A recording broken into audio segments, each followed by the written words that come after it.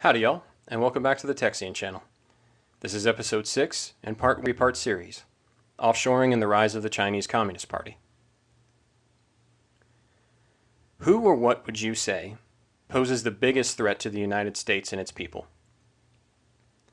At different points in our history, that question would have brought about a different answer. Up until the 19-teens, it probably would have been Great Britain or the United Kingdom. Starting in the 19-teens, maybe Germany. After Pearl Harbor, probably still Germany and Imperial Japan as well. After the bomb, Soviet communism. And in 2001, maybe that shifted to Islamic terrorism or Al-Qaeda. But I think if asked that question today, there's really only one correct answer. And it has to be a pretty specific answer because this organization is as much of a threat to its own people as it is to us. Not something that we've really seen in history, at least in American history. There was a pivotal moment in the third debate of the 2012 presidential campaign. During the debate, Barack Obama turned to Mitt Romney and said that the 1980s had called and wanted their foreign policy back. It's kind of a good line. That statement was in response to the fact that Mitt Romney had identified Russia as the biggest threat that the United States faced. He was wrong. For his part, Barack Obama thought that Al-Qaeda and Islamic terrorism was the biggest threat that we faced. He was wrong too, in my view, in my opinion. And I think part of the reason why Mitt Romney lost, and part of the reason why Barack Obama won with 4 million fewer votes than he had in 2008, was because of that very answer. Because a lot of the American people recognized they were both wrong. But neither could tell the truth. Neither could identify the real threat. If Mitt Romney did, it would open up a closet door and a lot of skeletons would come tumbling out. Skeletons that he wanted to hide during that campaign. And we'll talk about that in a minute. For Barack Obama's part, it would have caused a lot of trouble in his second term, were he to win it. A lot of difficult questions might have started to be asked. And some international meetings might have gone a little bit more frostily, shall we say. So how did we get here? How did we get to the place where two presidential candidates in the United States can't identify the real threat? Well, the vehicle that got us here is offshoring, at least in my view. And I'm going to try to make that case to you over the next 3 videos. In this video, I'm going to talk about what offshoring is and why China has emerged as the key destination for it. In the second video, I'm going to talk about how it's impacted the United States and its workers. And in the third video, I'm going to talk about China and how it's impacted that nation and our foreign policy in relation to them as well. But let's start off at the beginning. What exactly is offshoring? What do we mean by that? Is it different from outsourcing? Well, yes, it is. Offshoring is the practice of basing some of your processes overseas in order to take advantage of cost savings. So what does that mean? Well, that means you recognize some processes that another organization can do more cheaply, more efficiently than you can. And so you send those processes to them to do and take the cost savings. Ideally, those cost savings would be invested right back into the economy, but as we saw in episode 1 of this channel, normally companies take any money they save or make and put it right back into their stock. And we're going to talk about that again probably in part 2 of this series. Outsourcing can be offshoring, but it doesn't have to be. So outsourcing just means that those processes that you send outside of the organization don't leave the country. They stay in the United States or whatever nation state you might be in. So they're not the same thing. Outsourcing isn't necessarily a bad thing. In fact, companies have been outsourcing in the United States for a long time. Offshoring, though, is different. And it's relatively new, as we'll talk about. So in the past, typically offshore processes were non-revenue driving. So these weren't things that were core to the business. They were kind of peripheral things that the organization felt like it was spending money on and didn't really want to. or could take that money and spend it elsewhere. So something like payroll processing or customer service centers. You'd still have an HR team, and you might still have a customer service team as well. But the actual contact centers, the day-to-day grind of processing the payroll or answering the phones, that was something you could send overseas to be done more cheaply. However, more recently, we've seen a shift. More value-added processes, or things that are closer to the actual core competency of the business, are starting to be offshore too. Manufacturing, software development, just to name two. We're kind of moving into a global marketplace for all of these things. And organizations are recognizing that by offshoring a lot of these processes, they can save a lot of money. A lot of money that they can then use to buy back their stock and enrich the executives. But it's important to understand those two things. So offshoring just means the jobs go overseas. In the past, they've kind of been non-revenue driving, not things that would really necessarily move the needle in the U.S. economy. More recently, higher value add. So when did this really start? When did companies, and really that might even need to say U.S. companies, begin offshoring, because I'm looking at this from a U.S. perspective? Well, for most of history, offshoring wasn't really cost effective or practical. Shipping was really the main problem. It took time. Especially in the age of sail, it took a long time for a boat to get from, say, North America to England, or from North America to even China. It took an awfully long time to get there. And there was risk from piracy and weather. Your ships could be sunk. Pirates could attack them. In fact, the British Empire really got wealthy, at least in the beginning, on piracy, robbing from the Spanish. May do a video on that someday too, as a matter of fact. And insurance didn't really exist. Now, maritime insurance is not anything new. It goes all the way back to the Phoenicians. It's an old concept. But it was difficult to get it on the scale that would be necessary for something like offshoring to begin. You could get maritime insurance for one shipment.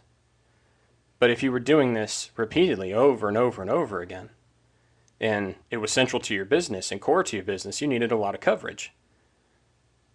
And it wasn't really affordable to do that, really not until 1730, with the Dutch East India Company, and Lloyd's of London coming onto the scene. And also ships were small and couldn't carry enough. They couldn't carry very much. So just the logistics of trying to get a large amount of raw materials or a large amount of finished product back and forth would have been a challenge. It wouldn't really have been cost effective to do that. Communications and language difference also were a challenge.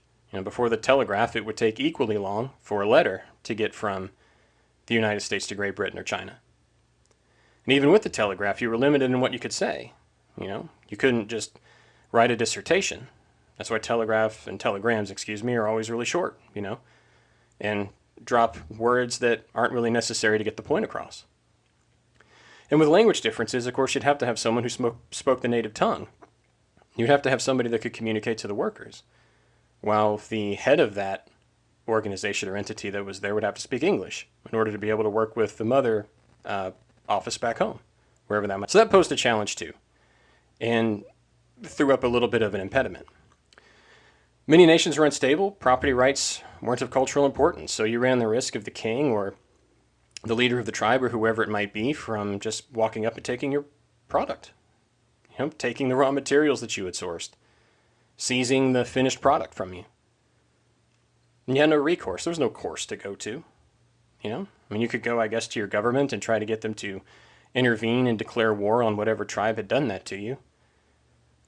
But there's a lot of cost in doing something like that for a government, especially back then. So, for the most part, companies shied away. It's pretty risky. Also, local infrastructure in a lot of these places didn't exist. Just the basic roads to get the port may not exist for the ship to land. And then you'd have to get that raw material to the factory or, whatever you want to think of it at the time. The roads and rail for that may not exist. And then whenever you assembled whatever it was, you had to get it back to the port to ship. Those things weren't there in a lot of places. And as a result of that, offshoring really wasn't a thing. There was just a lot of impediments and a lot of risk to doing it. But that really began to change after the Cold War. The Cold War effectively changed how the U.S. and British navies worked together to secure the shipping lanes. Obviously, a lot of that had to do with monitoring the Soviets and keeping an eye on them, but suffice it to say that throughout the war, the U.S. and British navies had worked together to keep the war machine going, and so they had a good idea of how they could actually do this effectively. And so when they started to collaborate on doing that effectively, then insurance costs came down. All of a sudden, insurance wasn't as expensive, so it made it a little bit easier to do. Piracy, for the most part, was eradicated. Not eradicated, but it was difficult to do. The British and American navies were there to intervene. So as a result of that, it became a little less risky to do this. It became a little more possible to do this. You had the shipping lanes defended, and that took one of the risks away. There was a lot of development in shipbuilding and engines during the war. That made it more efficient and effective to move these products and goods around. The ships were bigger. They were able to haul more. They could go faster. There's any number of reasons why it suddenly became a little bit more cost effective to do this. It became more of something that companies were willing to entertain. A little known fact, Malcolm McLean, that if you've ever seen one of those container ships with all of the containers stacked really high on the deck, those containers were built by Malcolm McLean, or he developed it in 1956. And the ships that were designed after that took that into account. And so now you had some collaboration between the shipbuilders and a company that was designing the containers. It became a lot more efficient and effective to stack these ships up, which drove shipping costs down, because now I could loan my product on with 100 different companies and their product too, and we would share the shipping cost. And it became a lot more cost effective to do. Third point, both sides recognized that economic partnership was one way to get the influence of these third world countries, or developing nations if you want to use a better term perhaps.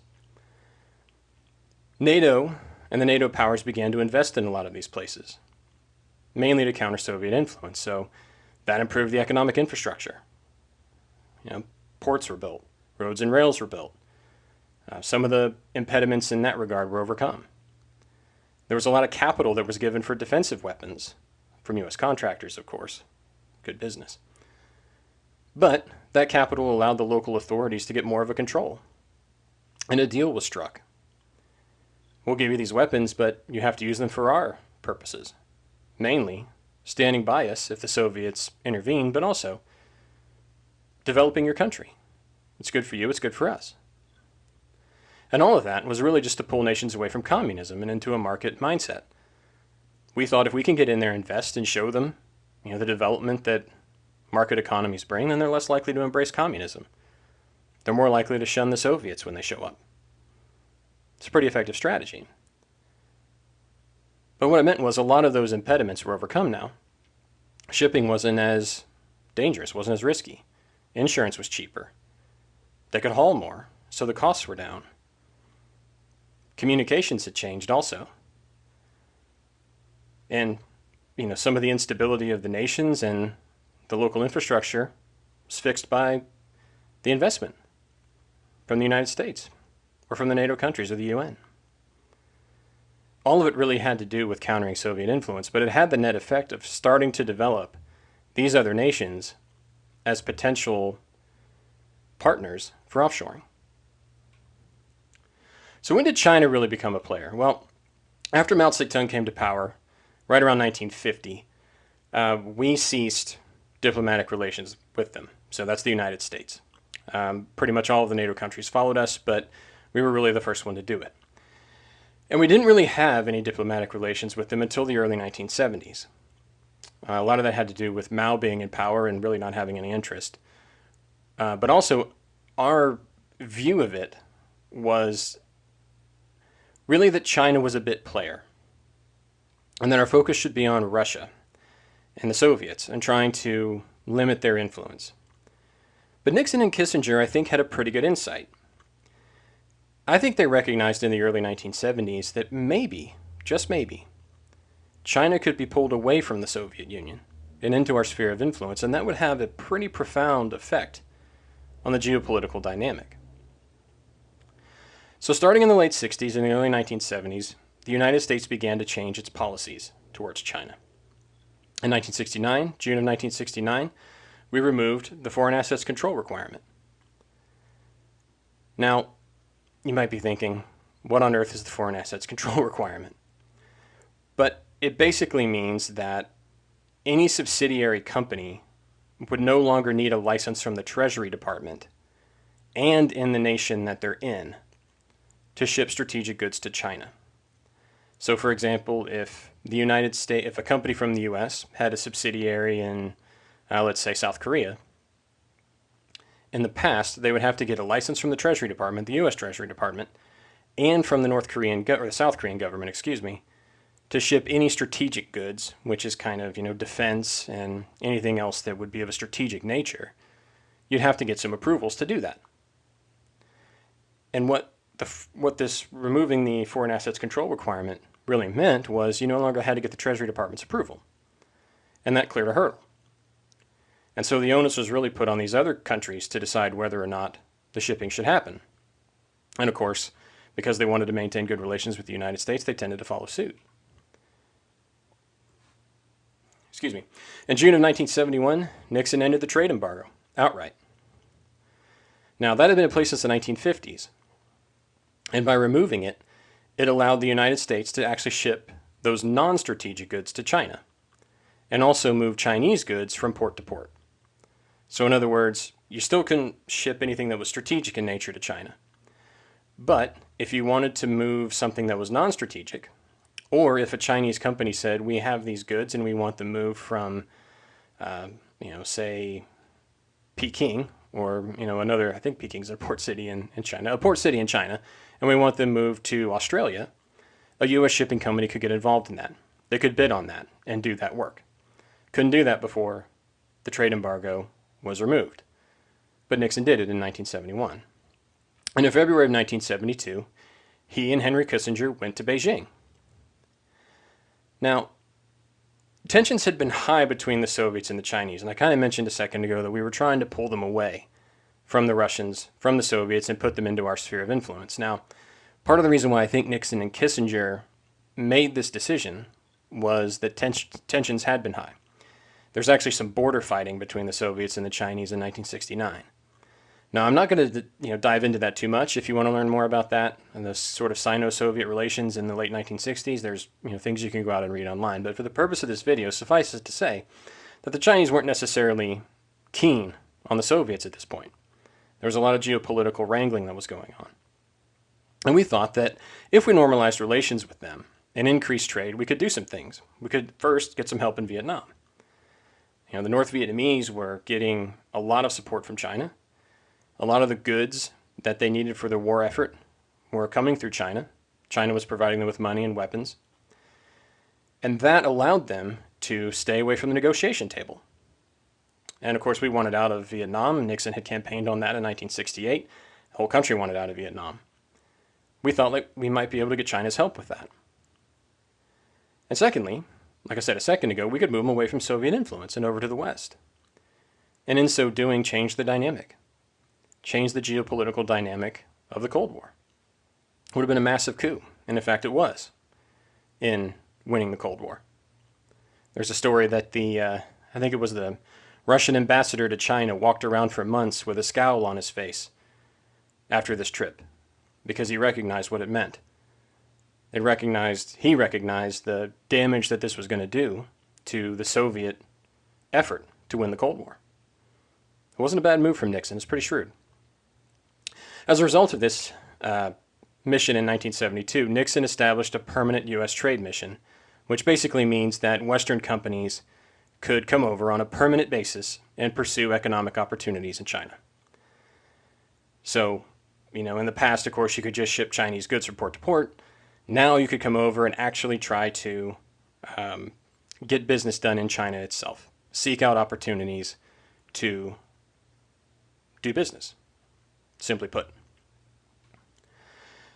And finally, in February of 1973, in what was probably the final piece of goodwill that Nixon and the United States could do to win China's favor in this, we approved some very sensitive navigation systems to be shipped to China. Now remember, you weren't allowed to ship strategic goods prior to this, but that had now been changed. And we sent 8 state-of-the-art navigation systems for 4 Boeing 707s and some Concorde. If you remember the old Concorde, I'm old enough to remember it, the British and French project for supersonic flight. We sent some state-of-the-art navigation systems for those 2 over to China. And the net effect of that was we sent a pretty clear signal that it was now clear and okay to do strategic trade with China. That move opened the floodgates for it and really removed any of the taboos that might have been out there of trading with China. So that's us. What about China itself? What were they interested in? Why did they do this?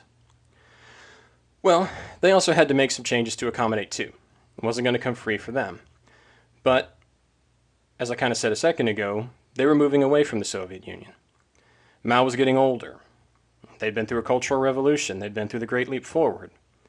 They had had some famines. There were a lot of people in China or in the China leadership, I should say, in the Chinese Communist Party, that recognized communism wasn't quite working the way they'd hoped it would. That, the Little Red Book wasn't promising what they'd hoped the Little Red Book would promise. And with Mao aging and getting out of the picture, there was a lot of appetite maybe to change, to embrace some more market principles. So the leader of China, a man named Deng Xiaoping, I think is how you pronounce that, and I will say right now, if you happen to be of Chinese heritage or Chinese yourself, please forgive any pronunciations as I go through this. I'll do my best, but I'm asking you for kind of a blanket forgiveness before I start. He was the premier in 78 and 79, and he had seen kind of the United States change its tone and change its attitude, and I think he recognized that it was time for China to change as well, that by making some of those same changes and welcoming more of that Western influence, they could start to take advantage of a lot of the changes too, for their own country and for their own people. So in 1978, he basically took the first step towards free market principles when he gave price and ownership controls to farmers and basically allowed them to set the price for their own goods and, or I guess crops would be the better way to say that, and gave them ownership of it.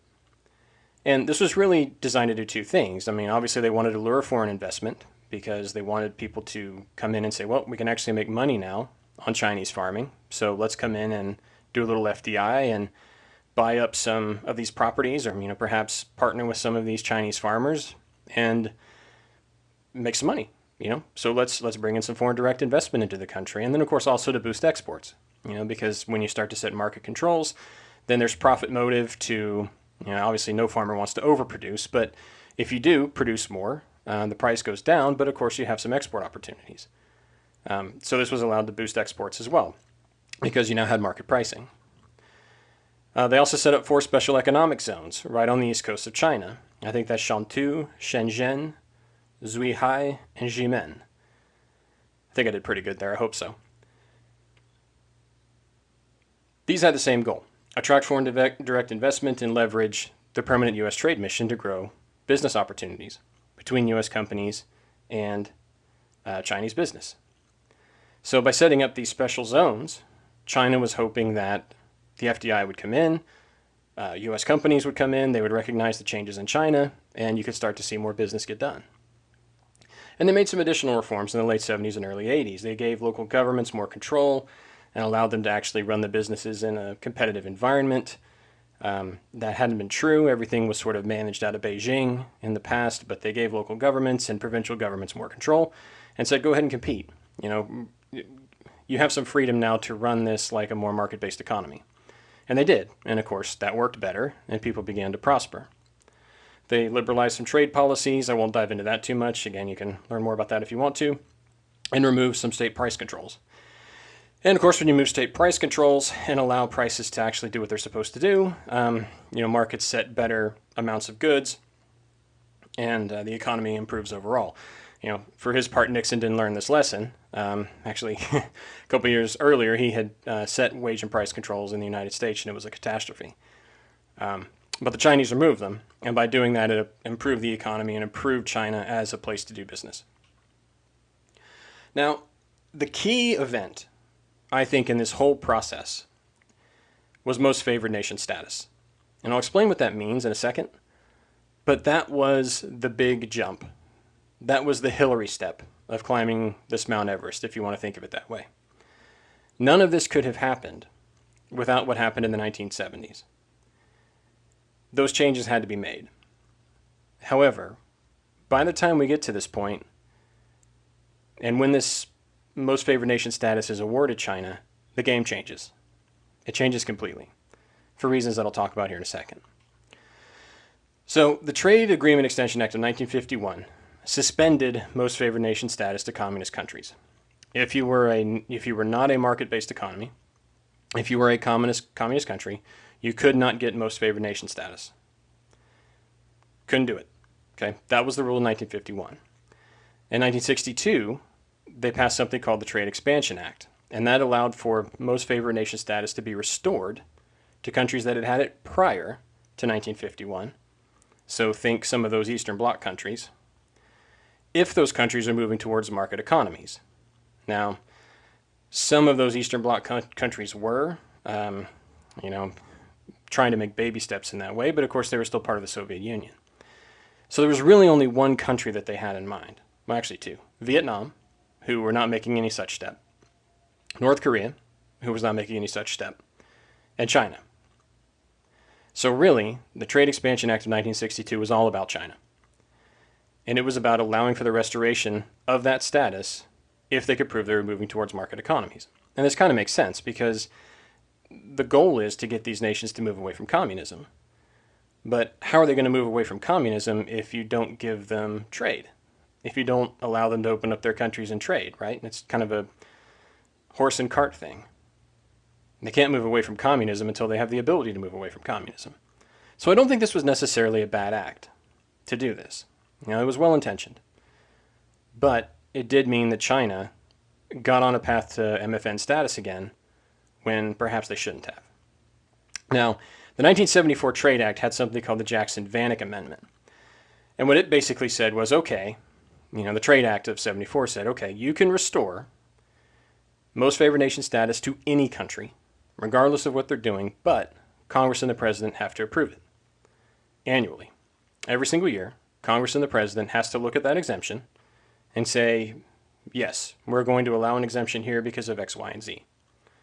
And again, this was designed to make communist countries that were trying to move away from communism to more market-based economies, make it easier for them to do that. Basically remove some of the inhibitors in the hopes that that would allow them to move more quickly away from socialism and communism and into a free market system. So again, not necessarily a bad thing. But of course, the idea was that Congress and the President wouldn't tolerate human rights abuses. They wouldn't tolerate countries that didn't have a good record on human rights.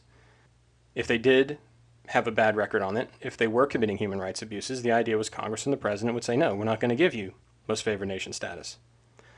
But wouldn't you know it, they looked the other way when it came to the CCP. And on January the 24th, 1980, the U.S. Congress awarded most favored nation status to China. Now again, China appeared to want to move to the West, and we, for the most part, wanted that to happen. Again, this is kind of the height of the Cold War. We're not quite to Reagan yet. He's going to come in November. But this is the height of the Cold War. We're in détente at this point, I think. So the fact that we could pull China away was something that Nixon had been working on for a decade. And it wasn't necessarily a bad thing, because we considered the Soviets our biggest enemy. And I think they were at the time. So what does most favored nation status actually mean? Well, it just means that you can't put discriminatory tariffs on any country with a designation. So if we designate you as a most favored nation, we cannot put any tariff on you that we would not put on any other country with that designation. So if China and, let's just say, Great Britain, the United Kingdom, they both have most favored nation status. If China were to send us coffee, and if Great Britain were to send us coffee, there had to be a 5% tariff on both. We couldn't put a 10% tariff on China and a 5% tariff on those from Great Britain. So what that meant was everybody had to play by the same rules. And it put China on pretty much an equal footing to our allies, including a lot of countries that didn't have some of the, some of the human rights abuses and challenges that China had. Now, again, this status had been suspended in 1950 with Mao and the 1951 Trade Agreement Extension Act. But U.S. politicians believed China was moving to free market principles and free elections, which is something that you have to have in order to get most favored nation status, remember? Congress and the president are not supposed to award this to countries that aren't behaving that way. U.S. politicians believed China was moving in that direction, and if we held this out as a carrot, maybe they'd go all the way. It's normally reserved for free market nations with good human rights records. China didn't qualify on either score. But for reasons of geopolitics, trying to pull them away from the Soviet Union, and, quite frankly, I think, a belief amongst many in the business community of the West, doing this would be beneficial. It would be an opportunity to make a lot more money. Now, most favored nation status stayed with China really until 2001 when they joined the WTO, the World Trade Organization. Once they joined the WTO, most favored nation status didn't matter anymore. If you're a member of the WTO, you trade on WTO rules, period. That's all there is to it. So think of most favored nation status as the Hillary step, the last big hurdle to get to the top. And once you've cleared it, you summit with reaching the WTO. That's basically what it is. And they're still in the WTO, despite everything that they're doing. Talk about that a little bit later, probably in episode 3. Okay, so why do companies choose to offshore and why China? So like I said on the first slide, offshore is really all about cost savings and driving up share prices, right? When you drive down, I'll say it this way, labor is the biggest cost that companies tend to have. There's a second point there. It's the biggest cost that you have when you're trying to make a product. So if you can drive that down, what do? Well, you drive up your free cash. You make more money. So if labor goes down, your EBIT goes up. Your earnings before interest and tax go up. You still pay the same tax, you still pay the same interest, but your free cash is higher. So it's cost savings. It's also crucial to know that there's a tax implication too. If you earn money overseas, it's exempt from U.S. tax until it's brought back. Now, Donald Trump gave companies a one-time sort of holiday from this as part of the 2017 Tax Act.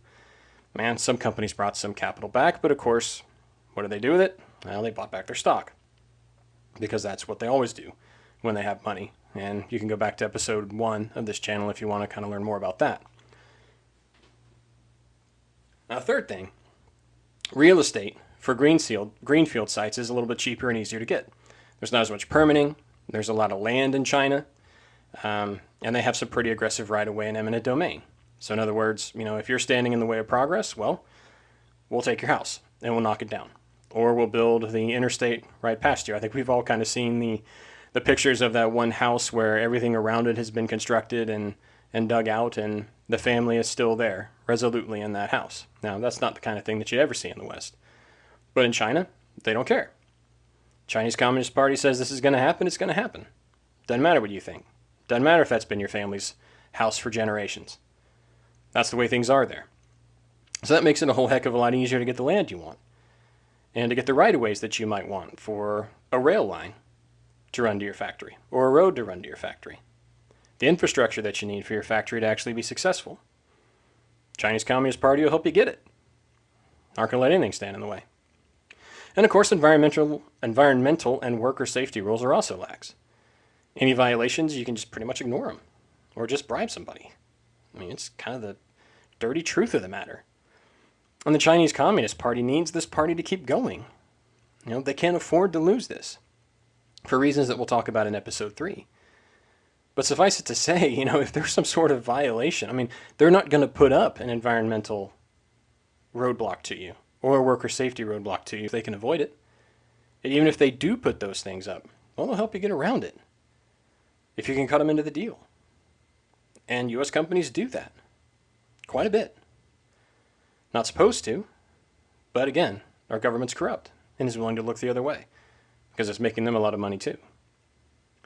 So all of these factors, along with this last point, really lead China to be the best place to go.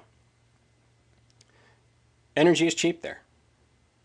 But it's pretty much the same as you can get anywhere else, but the power grid is modern and reliable compared to some of the other places.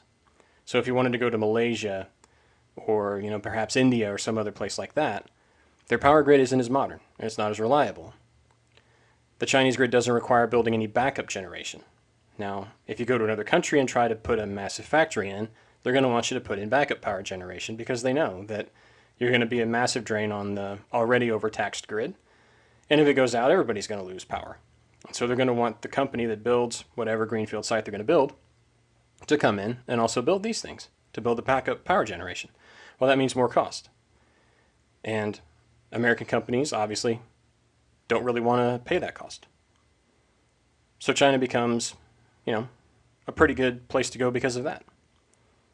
All of those reasons really combine to make China the premier destination. The Chinese Communist Party needs this to happen. They need it. American companies love the deal that they're getting from China. U.S. government, at least for a long time, thought it was a very good thing. Thought that by doing this we would change China. We would bring them over to us. We'd bring them over to more Western ideals. But China, I think, was playing a long game from the get-go, from the beginning. So again, the net effect, offshoring is a boon to executives and shareholders. Drives down costs, drives up their share price, makes them more money, makes them richer. And of course, if you have a 401k or you're invested in the stock market, this has been good for you too. But it hasn't been good for a lot of average people. And we'll talk about that in episode 2. And China's a good place to do it, like I said. China wants the party to happen. They're more than happy to be a good partner and look the other way or do what they need to make it go, to make this system go. So in part 2 and 3, like I said, we'll talk about how this has impacted Americans and then also China and our geopolitical situation with them. But I'd like to frame up part 2 by saying this. The American people were told a lie. And people like me, who went to business school in, say, the 90s and 2000s, we were told a lie too. And the lie we were told was, all of these menial jobs that you don't want anymore, they're going to go overseas. And we're going to save a bunch of money. And what we're going to do with that money is reinvest it in the economy. We're going to invest it in growth. And we're going to create these new jobs, better jobs, more higher paying jobs, jobs that you're going to like more. And it's going to be a win-win. You're going to get cheap goods to buy. You're going to have a much better job that's paying you more, and so your standard of living is going to go up. And as a result of that, I think many of the American people said, okay, yeah. Guy's a free marketer. He'd never lie to me, would he? Well, the fact is, yeah. And the American people, the average people of our country, have been dealing with the fallout from this for the last few decades. And that's what we're going to detail in part 2. Thank you all very much for watching. As always, it's my pleasure to talk to you. Look for part 2 next week, next Thursday. Until then, God bless.